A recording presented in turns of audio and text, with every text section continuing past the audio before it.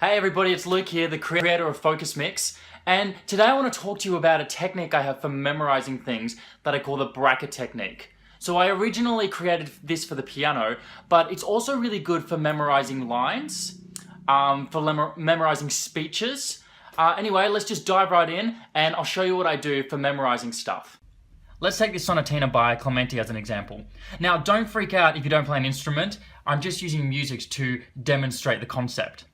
Okay, so the first thing you do is you'll figure out how much you can get into your brain right now. Okay, how much can you fit in your brain in this moment?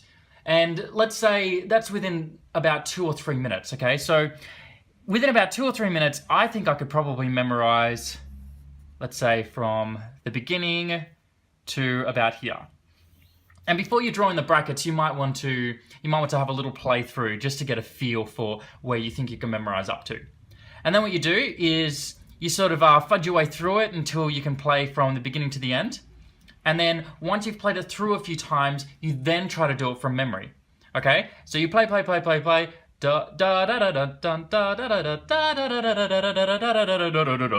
Yeah?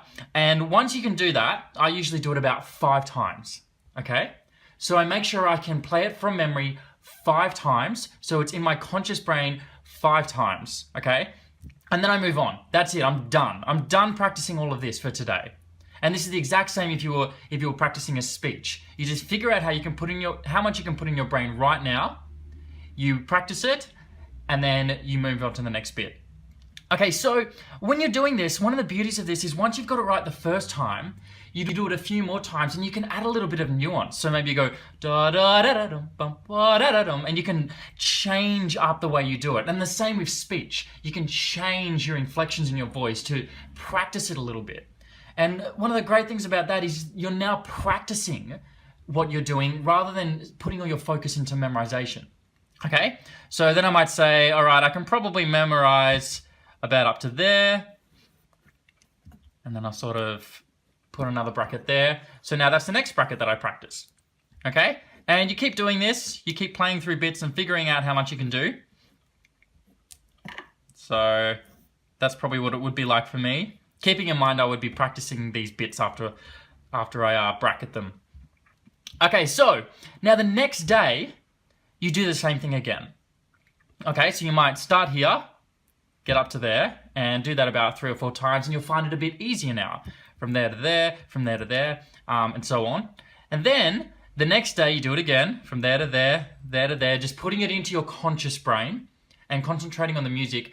And I found within about 8 days, okay, within about 8 days, it's committed to memory. All right? So maybe after day 5, I can then start rubbing out these brackets. All right? It's not going to rub out very well right now, but I would rub out this bracket here, and now I can practice from there to there. And then I'd rub out this bracket here, and then I'd be able to practice from there to there. Okay? So the idea is you start off really scoped in, practicing very specific bits, and then you scope out, you slowly start practicing larger and larger sections as the brackets get rubbed out. Now, I'd like to make, let me just point this back at me. I'd like to make a point here.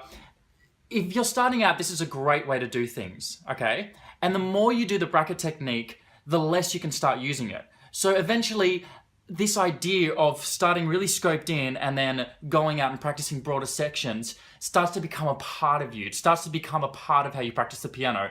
And then you can stop doing the bracket technique. So I still do the bracket technique at first when I'm practicing a piece, but then I slowly do it less and less and less and less. All right, so I'm Luke Diebold, the creator of Focus Mix. You can check out Focus Mix at wellspun.store/focus-mix. Anyway, I'll include that in the link with this video. All right, bye for now. I hope that helps you with your learning.